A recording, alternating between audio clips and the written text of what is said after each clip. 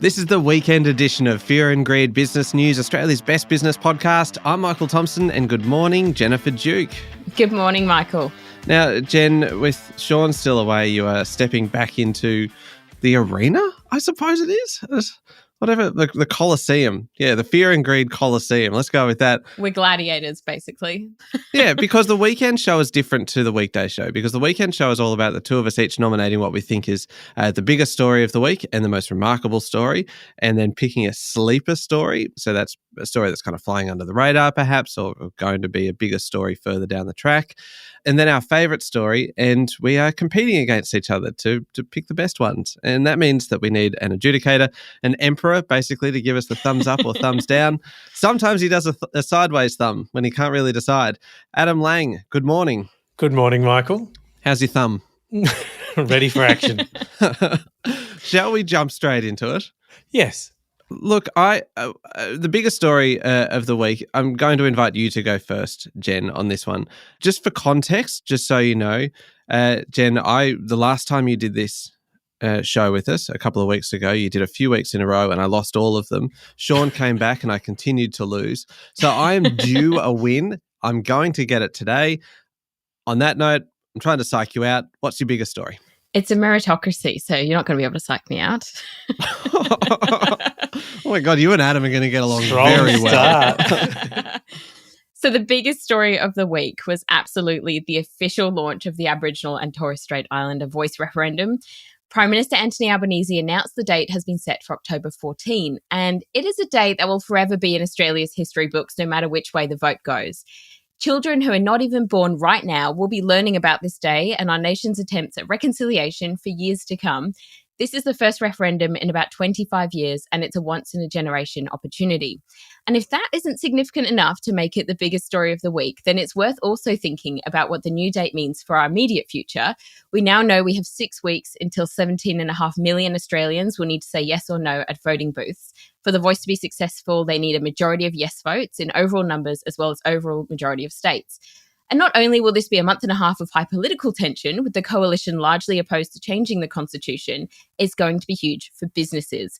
Hundreds of company directors have signed open letters in support of the voice, and businesses big and small are having to consider their role in Australian society, whether they should weigh into this discussion and what contribution they want to make. It's fascinating, hugely important, and it's a defining moment for Australia.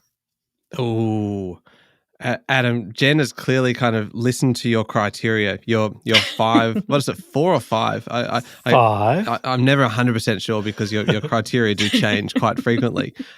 Because she's kind of ticking most. No, that's sledging of everyone. She's ticking most, not all of the boxes with her story, but she's ticking most of them. What are the boxes that we need to tick? Right. So, Michael, this week it's topicality. That story is very topical. Timeliness. Yep, timely. Economic impact. So, subjective bias. My subjective bias, of course. And the deployment of melodrama, which we always like. Melodrama's the tough one. Very. Michael seems to sway to it very naturally, though. He's saying I'm all always on stage. Oh, yeah, okay, I'm all right with that. But look, I will just point out before I get into this. Actually, know what? I'm not going to pick Jen's story apart. That is for you to do, Adam. And I'll invite you to do that after my story. Oh, the benevolence. Biggest story of the week for me. My general rule, obviously, with this show is that if there's an airline story or a space story available, I will pick it for one of the categories. It's rare, quite rare, though, that it so naturally fits into this category, being the biggest story of the week. And I suspect that Qantas would rather not be the biggest story, and it's kind of unavoidable this week. So in a nutshell, if I can cram an entire airline into a nutshell here, it's quite a large nut, it was a bit of a shocker for the national carrier this week. It started out with outgoing CEO Alan Joyce fronting a Senate committee that was examining the cost of living, having to explain and justify the sky-high fares that the airline has been able to charge over the last little while when Qantas has just declared a record $2.5 billion profit. Not exactly a good look. At the same time, we had Qantas and the government having to explain away the government's decision to block Qatar Airways' application to increase flights to and from Australia. The government admitted, quite extraordinarily, that it's because Qantas is a special case when it comes to business, and it's in the national interest. It needs to be protected which certainly irked a few other companies, including Virgin Australia, Flight Centre too. Then we had customers up in arms over $570 million of COVID travel credits. Eventually, the airline had to do a backflip on that, wipe the expiry date on them. After all of that, you would think that's enough on its own. Kind of just got all of these big stories, one after the other. Then came the massive body blow to Qantas. Right, late in the week, we had the consumer watchdog, the ACCC, going to the federal court to allege false and misleading conduct between May and July last year. Qantas cancelled 8,000 flights, but allegedly kept selling tickets on them, sometimes for weeks. And then they didn't even tell the passengers who'd already bought tickets that the flights were cancelled either. That took a while as well. This ACCC action is really, really serious. Commentators are comparing it to the fees for no service scandal that came out of the Banking Royal Commission. So clearly, this is not going to be going away anytime soon. And don't forget, Alan Joyce is about to finish up at the airline. He has gone in record time from a glorious record profit to one of the worst weeks the airline has ever had. And you cannot help but feel a little bit sorry for Vanessa Hudson, who'll be coming in to take over in November. What a mess. What an extraordinary mess for her to clean up. This is a big story and it ticks all of your boxes, Adam. Not saying that Jen's doesn't. I mean, it doesn't, but mine does. Well, I think both stories tick all 5 boxes, but the question is, by how much? And so, Michael, I know this great use of melodrama too on the Qantas story. I know it's an area of personal passion for you. I thought I toned it down. You muted it a little. Yeah. But the stories, and this is Alan Joyce's 15 years in the role, and how it's ending, and you cannot say they've been putting customers first. And that is an ignominious end, really, to a very long career. Investors have really rewarded Qantas and him, but you'd have to say the public impression is getting a bruising on the way out. Jen, I think this story for The Voice has to win this week. It is a once-in-a-generation referendum, as you've pointed out. We don't know how it's going to go, and these next 6 weeks are going to be massive. So even the announcement of the date and the heralding of this 6-week campaign period to October 14, I think it is the biggest story of the week. So well done. Okay, I accept the judge's decision, and I accept the judge's decision graciously. If I say it, does it mean it's true? I did enjoy your trying to fit a whole airline into one nutshell. That was good. Whole airline in one nutshell. Very, very large nut. It was like a what are the big ones? Hazelnuts. No, walnuts. Walnuts. Yeah, walnuts. Yeah. It's a walnut of a story, that one. Now, let's move on to most remarkable, because it's 1-0 and I'm looking for a bit of redemption here. I'll go first on this one, if that's okay, Jen. Sure.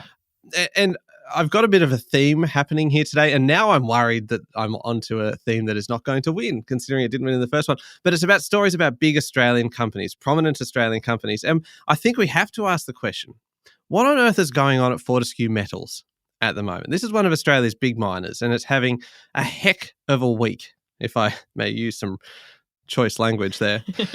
In the space of just 5 days, Fortescue announced its annual results, a full year profit of $5.5 billion, partly due to a project that cost just a casual $1.4 billion more than expected. Then the boss of Fortescue's iron ore division quit, mining chief executive Fiona Hick, leaving after just 6 months. But it gets worse. Late in the week, Chief Financial Officer Christine Morris quit as well after just 3 months in the job for her. And Adam, I can see you're about to interrupt, but you have to wait because I'm still going. On Friday, you're just impatient for your judgment, but on Friday there was more. Guy Debelle, former RBA Deputy Governor, announced he is quitting the board, would you believe, of Fortescue Future Industries. He's got another job, he said, and it all kind of predates the current rush of exits. But still, it means 11 senior executives and 1 high-profile director have all quit in the last 3 years. Andrew Forrest explained Fiona Hick's departure as part of an inevitable high turnover in a company that's reinventing itself, really kind of pushing towards a greener future, which is what he's been very upfront about. That is what he's trying to do with the company. But seriously, 1 director, 11 senior executives in 3 years, and the 2 executives this week, both serving 6 months or less. I find that pretty remarkable. Actually, more than remarkable. I find that simply extraordinary at one of Australia's leading companies to have that kind of turmoil. And I'm not going to over-egg this story because it doesn't need melodrama in addition to the melodrama of the story itself. So I'm just going to step back and go, Adam, I serve this up for your judgment, and I hope you enjoy. Thank you, Michael. Jen? I do wonder if 6 months in they've even emptied out their box of stuff that they've brought into the office. I mean, maybe if you're starting there, you just kind of keep it all organised now just in case you're going to leave straight again. Travel light. The precedence has been set now. That's right. Don't unpack. You might be heading off soon.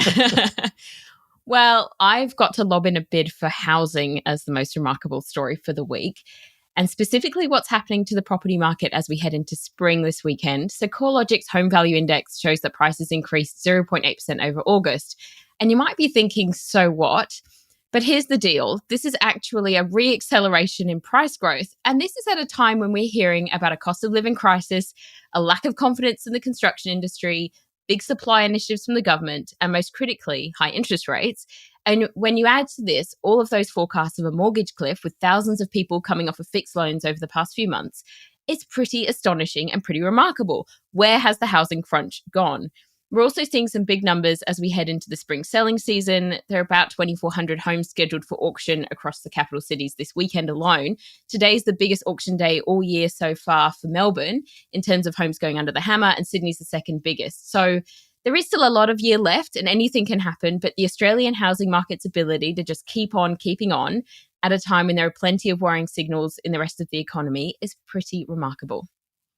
It was probably a bit long, don't you think, Adam? I would say, considering I was... Oh, Michael, the irony of you calling Jen's story long. Yeah, well, I prize brevity in my stories, Adam. This time. That was my last tact, and it worked. So maybe you're onto something. Did I succeed, Adam? Well, Michael, I think you missed one small element. Ooh. Mm. And this is not to personalise the story. Is it the party? Sorry? Oh, okay. No, that's all right. Sorry, because Fortescue had a big party last weekend. Oh. And I thought maybe that was what it was. And so I'm now trying to... the fact that we weren't invited, we get demerits for that. Please. Okay, I'll stop interrupting. Okay, so no, this is in the personal life of Andrew Forrest and the separation of he and his wife, which has had in recent weeks or months just massive impact on the shareholding of that company too. So I think there's just so much going on here. And this is rare for me, but I think it's just so interesting. And in a way, you've got the backdrop of the transition to renewable energy. And he's putting himself at the vanguard of that transition, right? So, but he's not doing it and bringing everyone along. I mean, those numbers are damning. 11 senior executives in the last 3 years and a board member too. It doesn't look like he's got a handle on this. And so I think that is a massive story. I have to give this to you for Remarkable Story of the Week. And that's even given, Jen, how much I love the property market and how big an impact it is. You've only just been beaten on this one.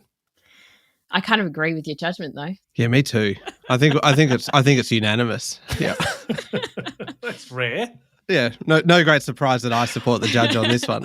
Sometimes I question his integrity. Yeah. No, I would never question your integrity. Actually, I've done that many times. Look, we will take a very quick break and come back and find a sleeper story of the week.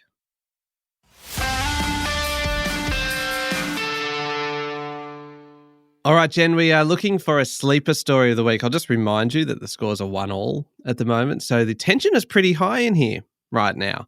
The sleeper story of the week is a story that is perhaps flying under the radar. It's not getting the attention that we feel that it deserves, or that we have very cleverly identified as potentially becoming a bigger story further down the track. I would like you to go first. I'd like to invite you to go first on this one because this is the category that I usually really struggle with. So I need a little bit more time to gather my thoughts. I will accept your invitation. So my sleeper story of the week has got to be Australia Post and its big $200 million full-year loss. It's a story that we've really not heard the last of. It's only the second full-year loss since 1989 for AusPost, which is when it became a self-funded government business enterprise. Now, we all know that there's been a big shift to online sales, which means more parcels are being delivered. And that does show up somewhat in their results, with parcel and services revenue holding up at $7.3 billion. Even though there are competitors biting at AusPost's heels every step of the way on that one. But the big sleeper element is the letters. And I don't know about you, but I haven't sent a letter in probably years, actually. And it sounds like no one else has either, because in 2008, the average Aussie household was receiving 8.5 letters a week. Not sure what that half looks like, but 8.5 letters. Right now, they get 2.2 letters. And in 5 years' time, that's expected to be closer to 1 letter a week. And AusPost is going to keep on racking up some serious losses unless there's major changes. And that means the federal government's going to face pressure to reduce the frequency of letter deliveries and potentially allow the closure of some post offices. I can see this sparking a privatisation debate, a generational fight, because we know there's a shrinking group of older Aussies who still very much rely on letters, and a row with the Communication Workers Union over cutbacks that may well come should deliveries be reduced. So that's why that's my sleeper story. Oh, it's good. I particularly enjoy the 2.2 letters and the 8.5 letters. It's like when you hear about discussion of like the nuclear family and things, and it's now like 1.8 children or something. And you're like, well, that sounds like something out of a nightmare, doesn't it? Like, which 0.8 have you got? That's a good sleeper story. This one is a great sleeper story, without meaning to kind of try and sway you too much, Adam. But it's a particularly powerful sleeper story because it has the potential to really, really blow up. And so I'm talking about the gig economy and the fact that the whole thing is getting an overhaul. It's been talked about for so long, but now the government, without as much fanfare as you would expect, really, which is consistent, I suppose, with this being a sleeper story, is going to pursue legislation that would give the Fair Work Commission powers to set minimum standards for gig economy workers like food delivery riders or Uber drivers, that kind of thing. People who are considered employee-like but fall into a little bit of a gap. And so under the legislation, the Commission would be able to look at base pay and super and insurance, etc., all for gig workers, and force companies to comply. Why, I hear you ask, is this a sleeper story? Because this is going to be huge, right? It's expected to cover hundreds of thousands of people beyond just your food delivery riders to other areas potentially like care workers and things. And the other reason why this is going to be so significant is that business does not seem to like it. You had Australian Industry Group this week saying that it is, I love this, the antithesis of what is needed for a competitive modern economy. Business Council of Australia attack the changes. They say they are radical. They reckon it adds confusion, it adds extra costs, making it harder to hire casuals and to do business. I am no fortune teller, but I reckon that the government has a little bit of a fight on its hands when it introduces this legislation. I am willing to say that it is on, possibly like Donkey Kong. It is going to be big. And so we are just seeing the very beginning of it now. This is a sleeper story, possibly the greatest one I've ever come up with. Self-declared. Yeah. Okay. So this is a really close battle.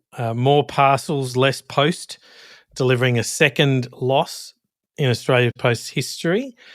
That's a big story. And where it's going to head, it's an absolutely good sleeper. Gig economy. Michael, I have to give this one to you. I think the reform agenda underway by the new government, or I shouldn't say new, but the current government, is pretty aggressive. And I think this one is in for a bit of a fight. So the Fair Work Commission's new powers and how industry tries to negotiate to make this workable for them is going to be massive. We're also doing it in a time of very high employment levels, very high participation rate. And so you would argue that the strength is with the labour market right now. And so I think that makes it really fascinating. Oh, well, I'm very grateful for the thumbs up that you've given me on this one, Adam. I will make a very quick point about Jen's story, and that is about Express Post. And you talk about kind of, Jen, no one's sending letters anymore. Do you know what I find completely outrageous? What? That you remember how Express Post, if you posted it one day, it would arrive the next day. Yes. And that's the nature of it. That's why it's express. That is the selling point. And that is why you pay extra. You pay $10 to send a single letter. But now, and during COVID, Australia Post suspended the Express Post guarantee. That guarantee is still suspended. Oh, Can you believe that? Story. They still say it's our fastest postal delivery option, but current circumstances mean we can't guarantee next business day delivery at the moment. Then what am I paying for? Like, really? That's a good question. It is. And so because of that, I'm going to accept a bonus point for me. What, for unrequested editorializing?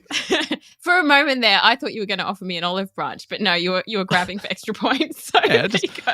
I think it's fair. Adam, write that one down, please. No.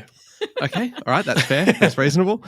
Okay, let's jump into the favourite story of the week. Now, I just need to say, I have been overwhelmed by the support that I have received from listeners last week. Now, Jen, when Sean was here last week, the favourite story was a bruising affair because Sean talked about Donald Trump and the mugshot of Donald Trump, which was a very good story.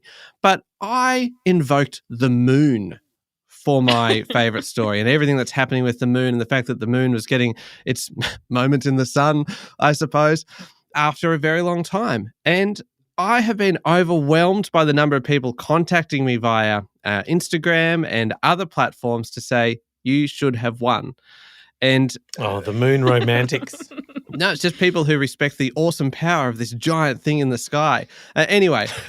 And the business impact of it. Well, this is the thing. The business impact of the potential for the exploitation of the moon's natural resources is that sounds a long way away. Is hugely significant. Anyway. Compared to the business impact, I suppose, of Donald Trump's mugshot. Anyway. Michael, shall we move on from last week? I think he wants to use the same story again. I'm not holding on to anything. He's prosecuting it again. I really didn't think I'd get carried away by that, but I just it's still in you. The injustice overwhelmed me for a second. Favorite story for me. You know what, Jen? I think you better go first because I need a moment. My favorite story of the week was the Teal independent MPs pushing for tax reform. I want to rewind the last week or so very briefly to explain why before you jump in and steal my thunder and my moon. Look, my day job is economics correspondent for Capital Brief, and recently I interviewed Treasurer Jim Chalmers about his vision for the new economy. And one of the major aspirations that he was outlining to me was around this new conversation that he wants to create about the economy, the opportunities for the future. And to do this, he promised to publish the intergenerational report much more often to try and encourage debate. And it did encourage debate, but perhaps a little bit more than he'd anticipated. Over the last week, we've had experts from all different sides of the spectrum coming together to tell the government that it's time for tax reform, finally. They want the government to launch a review of the tax system, increase GST, and to finally take this issue back out of the too hard basket. So there were 6 Teal MPs that were urging the government to act on wholesale changes to the tax system. There was ACT Independent Senator David Pocock as well. Bernie Fraser came out of the woodwork. Ken Henry, bank economist, CEDA, the Grattan Institute, all these voices together calling for the same thing. The will from the actual government might still be lacking, but I've never seen a chorus this big on the need for tax reform. And it's my favourite story because it gives me a little bit of hope that we might be one step closer to fixing these deep problems before leaving them at the feet of future generations. Adam has had to sit down. He's got a bit lightheaded at the moment with all of this talk of tax reform. Jen, I've got to say, well played. You have really picked the issue that Adam is most passionate about in the entire world and fashioned a story around that. So well done. I listened to the judging criteria very closely. Oh, yeah, and paid particular attention to the subjective bias category. That's right. All right. Okay. The favourite story for me this week, it is very hard to go past, tax reform is one thing, but you can't go past Burger King facing a lawsuit in the US because the burgers don't look like they do in the pictures. This is just ridiculous. Angry customers are claiming that the in-store menu boards made the Whopper look 35% more whopping than it actually is, which is tremendously specific. And I like that, because if you're going to have a class action, you really need to nail the details. You need to say it is 35% larger. The pictures apparently make it look like the ingredients overflow the bun and have double the meat.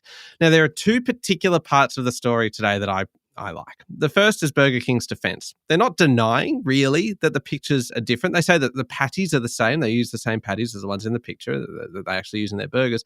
But then they just say that the burgers don't actually need to look like the images at all. That they don't need to. That it's okay if they do look different. Okay. I don't know whether that's going to stand up. But the other thing about this, right, is that this class action is one of a number of similar claims in the US, which are apparently seeking $5 million in damages each. What damage exactly has been done here? Is it $5 million for a little bit of disappointment? I wouldn't have thought that is exactly worth $5 million. What I'm really worried about here, Adam, is the slippery slope, the precedent that this sets. First, it's Burger King, and the burger's not looking as good as they do in the ads. What's next, I ask you? Is it perhaps complaints that you don't look the same in real life as you do in your Tinder photo? A class action, perhaps, because you got a little bit less hair than your picture suggested, or you got a little bit more weight around the middle? Maybe, perhaps you've been a little bit misleading on your resume and you've never actually qualified as a lawyer or a doctor or a pilot. Are you going to get sued over that next? Probably. It feels very risky, and I don't think that we should live like that, just in fear of getting caught out for being a little bit misleading. So therefore, this is my favourite story of the week. Maximum points for melodrama, Michael. Very, very good. What melodrama? Oh, I love that. Not a huge amount of points for economic impact, but a hell of a lot of points for amusement. Thank you, Michael. That is okay. I figured after the tax reform story, nothing left to lose. Look, I know this will be a shock. Jen wins. Oh my, what a surprise. So I watched Allegra Spender on Insiders last weekend and voicing a lot of the concerns on behalf of the Teals. She was very articulate. And as Sean and I lamented in last week's weekend edition, how logical is it to have reform and rule some things out? I just think it's crazy.